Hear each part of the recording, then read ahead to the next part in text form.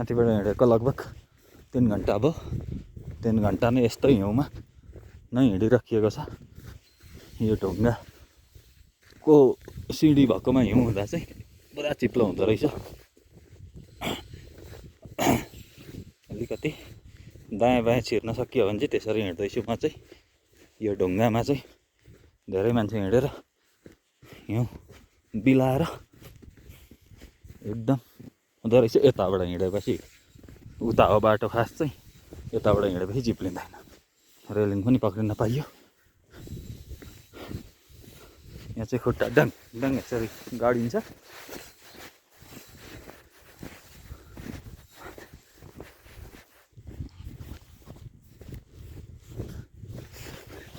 बाटो तल छ, बाटैबाट हिँड्दा चाहिँ चिप्लिन्छ। बिस्तारो हिँड्नुपर्ने हुन्छ। बाटो काट्ने हो अब यहाँबाट फेरि। यति साह्रो चिप्लो भएको हुन्छ सालाला चाहिँ। यहाँबाट बाटो काटियो, अर्कोपट्टि आइदियो। जहाँ हिँडे पनि भएकै छ। त्यहाँ चाहिँ ठुला खाल्डा हुन्छ भन्ने मात्रै हो, नत्र केही छैन। अब हामी चन्दनबारी पुग्छौँ। चन्दनबारीमा खाना खाने।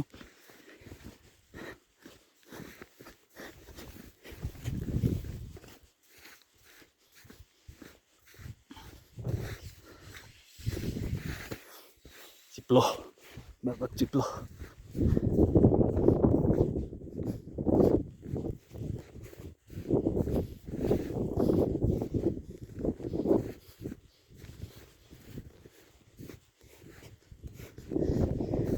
बाटोबाट हिँड्यो भने चाहिँ नहुँदो रहेछ।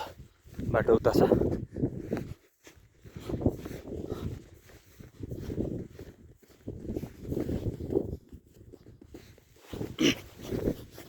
चाहिँ यस्तो आइस भएको छ।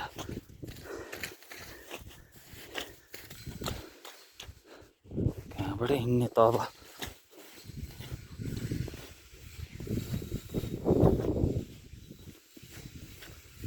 ए उताबाट बाटो काट्ने ठाउँ आयो।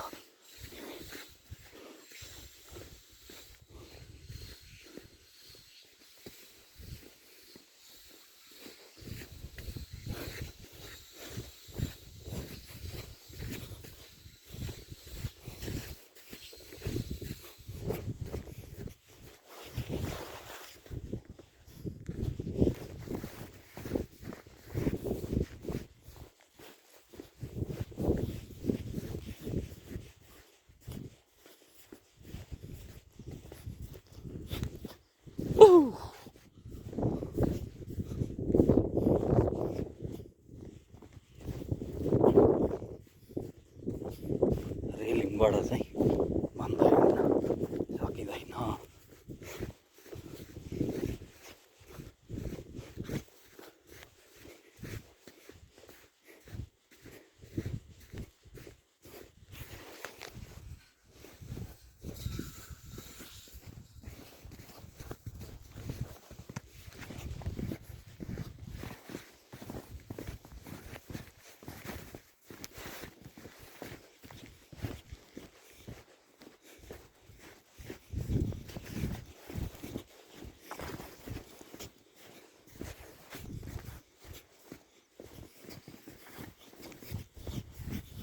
ढुङ्गा छापेको माथि हिउँ भयो भने चाहिँ चिप्लिने।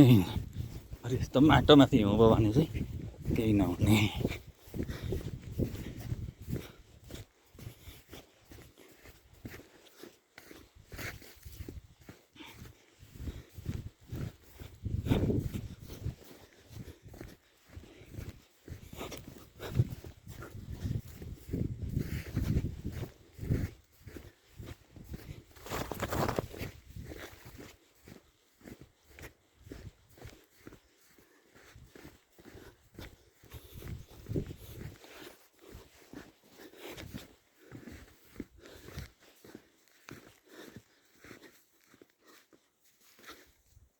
भित्रभित्रै पानी बगिरहेछ। यहाँ पग्लेर पानीको आवाज आइरहेछ खोला बगे जस्तो।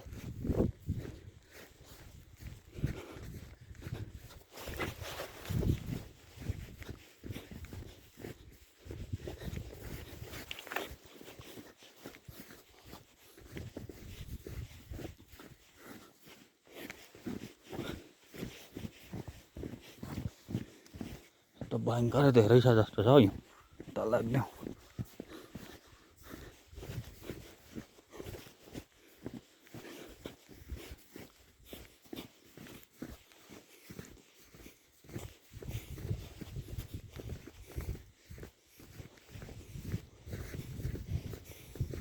लगभग आज 6 घन्टा चाहिँ यस्तै बाटो हिँडिने भइयो।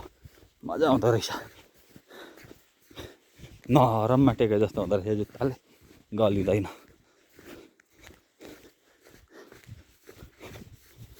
चिप्लियो भन्ने मात्रै समस्या हो।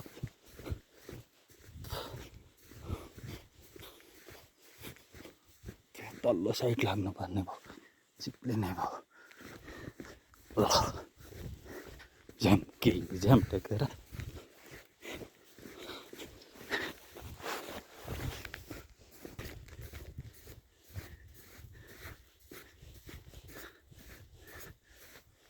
एकदम रफ्तार तीव्र छ, छिटो हिँडिराखिएको छ। ढिलो हिँडेर पनि उयो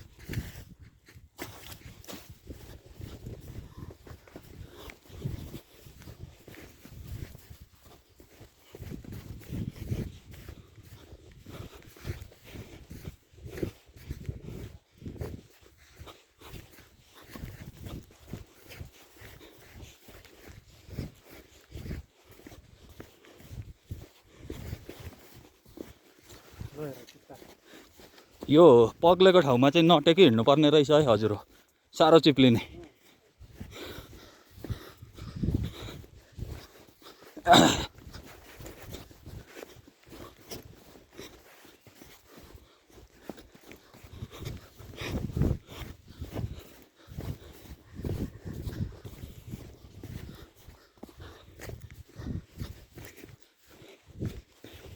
हिजो 45 मिनटमा चढ्देको यो चन्दनबारीबाट लौरी विनायक भन्ने ठाउँ सब छक्क परिरहेको थियो। 45 मिनटमा आउनु हो भन्दै थियो, आज 15 मिनटमा झरियो। ओह्रालो पुगिहाल्यो अब।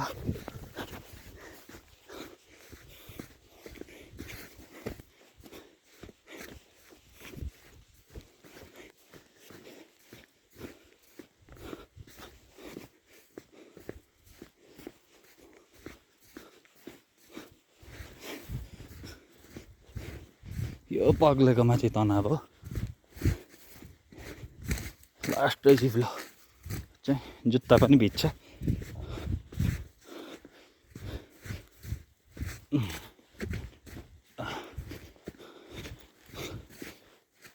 अब यहाँ बाटो थाहा छैन, नत्र सर्टकट लाग्दै हुन्थ्यो।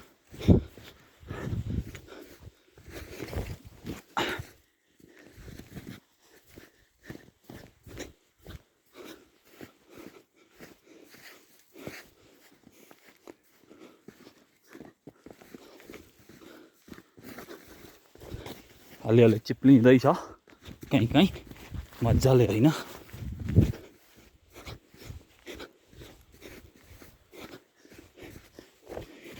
जहाँ हिउँ धेर छ त्यहाँबाट हिँड्ने रहेछ, केही नै हुँदैन।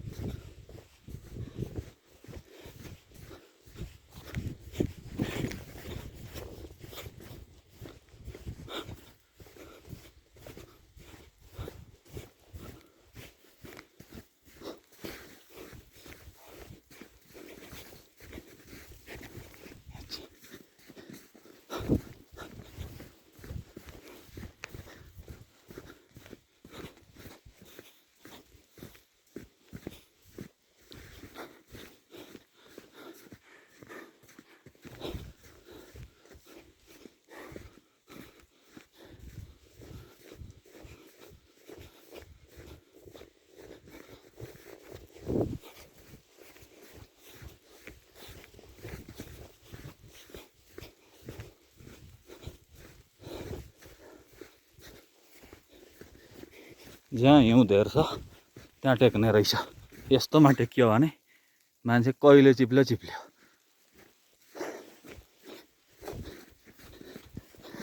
अब चाहिँ हल्का गर्मी भयो, माथि जाडो भएर ज्याकेट थप्यो।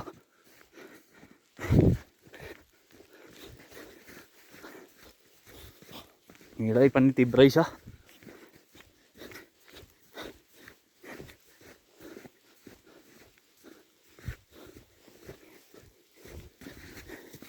अब यहाँ पानी रहेछ भाइ, छेउपट्टि लागौँ।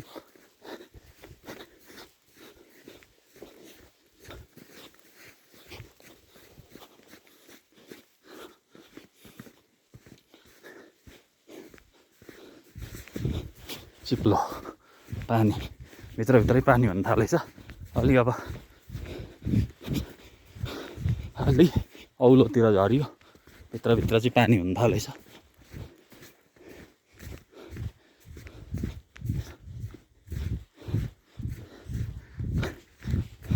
और 3800 मिटरको हाइट रहेछौँ अहिले हामी।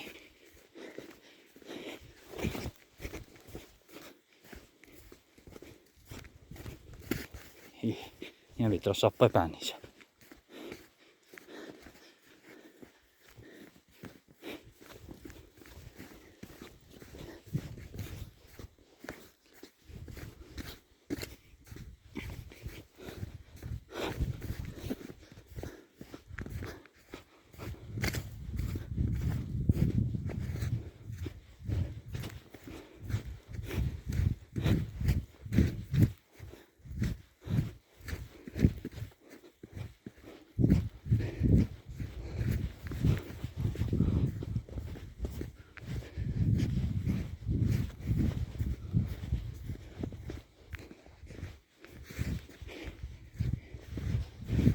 यहाँ यो नेपाली सेनाले बनाएको पाहुनाहरू बस्ने हो कि जस्तो लाग्यो हिजो पुज्दाखेरि। तत्कालीन नम्बरहरू पनि छ।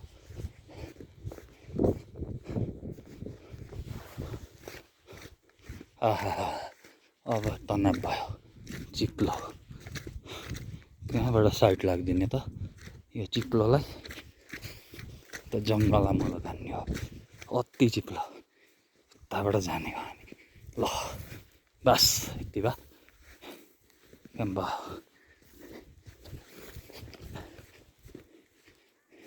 साथीहरू अझै यताबाट जानुभएको रहेछ।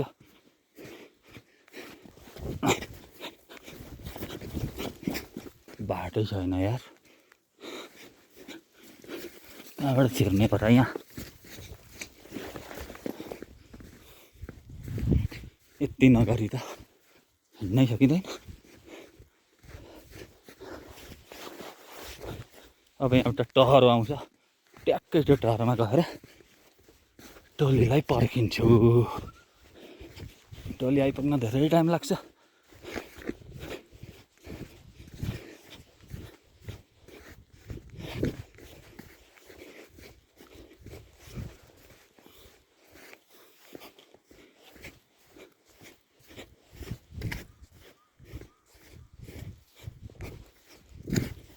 हिजो हिउँ भन्ने गोसाइँकुण्डसम्मै थिएन, पारिपट्टिका डाँडा मात्रै थिए, हामी जानेपट्टि थिएन। बिहान उठ्दा त म त सुतेको कोठाको झ्यालमा पनि सानो च्याप रहेछ, पुरा भित्र हिउँ थुप्रिरहेको थियो। कोठाभित्र हिउँ परिदिरहेको।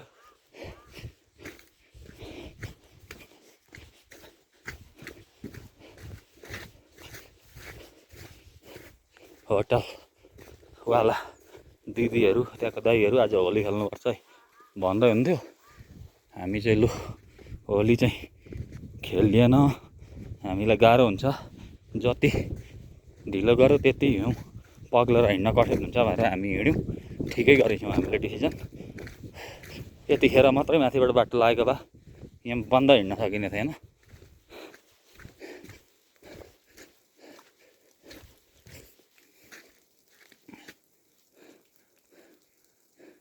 मैले टहरो आउँछ भनेको टहरो कहाँ छोडेछु। ठिक छ, यहाँ तलै पुग्यो, ठाउँमै पुग्यो। ए टहरो त यो बजारभन्दा उतापट्टि अर्कोतिर हो कि उता चाहिँ हो त्यो चन्दनबारीमातिर। यो ठाउँलाई चाहिँ के भन्थ्यो?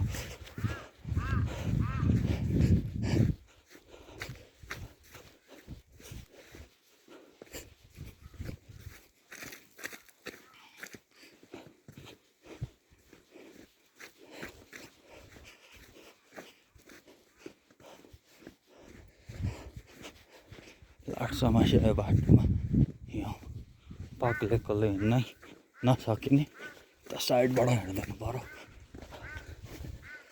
यता पनि पानी भएको रहेछ नि त, यहाँ त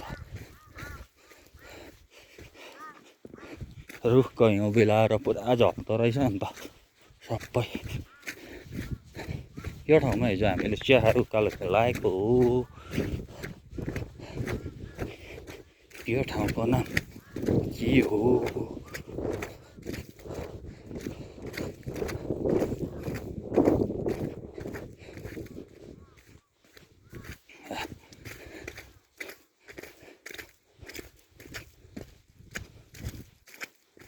अब चाहिँ जुत्ता भित्ने भयो यस्तोले चाहिँ।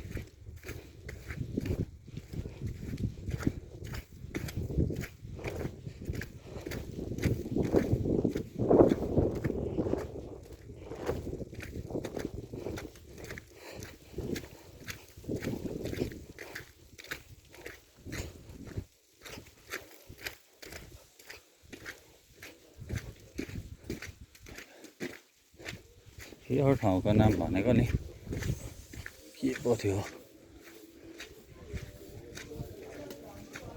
ठुलो स्याफ्रो त होइन।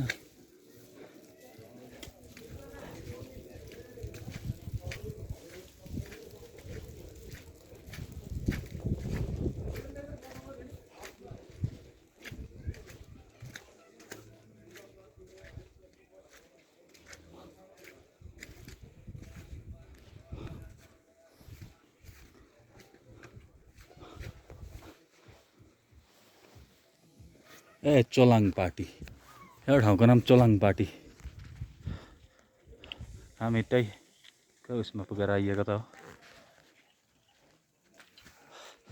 चोलाङपाटी आइयो, चोलाङपाटी।